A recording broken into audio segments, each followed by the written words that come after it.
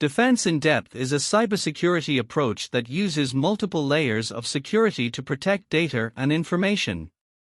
If one layer fails, another is ready to stop an attack. Defense in depth is a comprehensive approach that employs a combination of advanced security tools to protect an organization's endpoints, data, applications, and networks. The goal is to stop cyber threats before they happen. But a solid defense in depth strategy also thwarts an attack that is already underway, preventing additional damage from taking place. Antivirus software, firewalls, secure gateways, and virtual private networks serve as traditional corporate network defenses and are certainly still instrumental in a defense in depth strategy.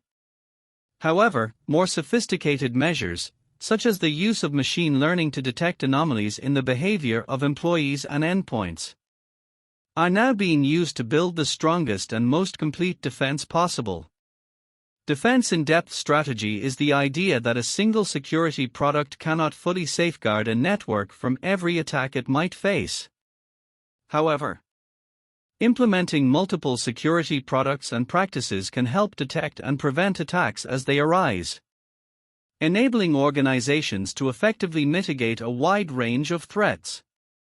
Let's consider how all the elements of a defense in depth strategy come together to protect your network infrastructure. One way of thinking about defense in depth as a whole groups defensive elements into three main categories: administrative controls, physical controls, and technical controls.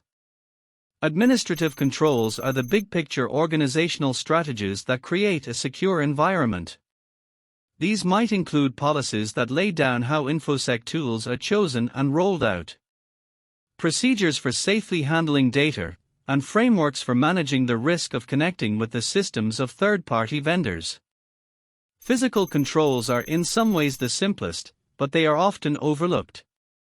These prevent attackers from gaining real-world access to your data and computer systems, keycards, lockable and defensible doors to your office and data center, security guards, and the like.